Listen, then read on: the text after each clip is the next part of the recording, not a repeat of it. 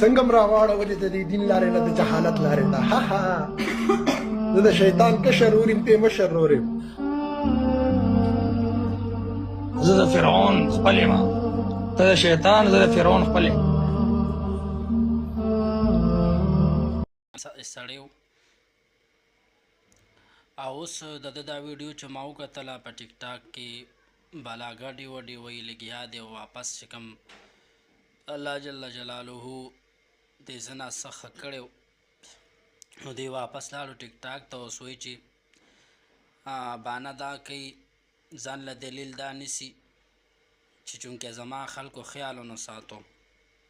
دا یاد ساته چې کله یو انسان مونځ اودس کوي یا دې څه ځان له نیکي کوي دا دې ځان له کوي دا به په چا احسان نه کوي او د هغې وجه دا ده چې نبي علیه صلات وسلام له څه کسان داسې راغله هغوی اسلام قبول کړلو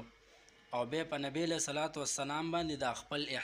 د خپل اسلام قبلولو یو قسم له احسان کو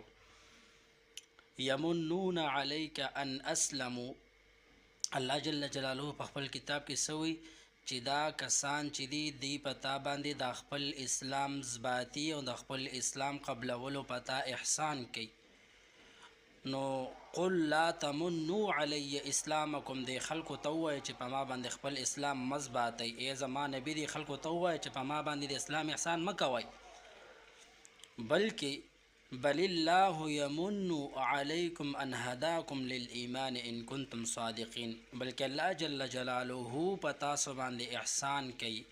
د الله په تاسې احسان دی چې تاسو ته هدایت د ایمان وکړو که تاسو صادقان او رښتوني یئ نو د الله احسان ومنئ ویلې یا کوم شعري به کول هغې د زړه نه وه بلکې هغې کې به هم کله ویلې یا الله ستا نه غواړم او چاته مې سوالګندې نه کړو داسې به لګیو نو لحاظه د ده دی چې کله نه قدم یې ایښی دی د تبلیغ په شعبه کې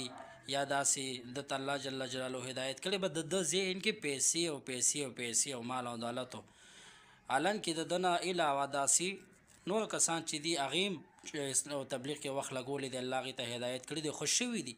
لکه شاه جهان باچا تاسې وینې داسې دنیا کسان یې خپل نعتونه وایي خپل څوک څه کوي او څوک یو فیل کوي څوک بل کوي د چاته سوال نه کوي چاته لاس نه نیسي بلکې د نبی علیه صلات وسلام حدیث دی چې الید العلیا خیر من الید السفلا پوه شئ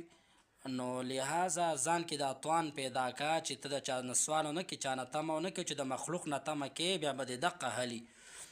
او دا تا باندې چې کوم دی نه مخکې کومه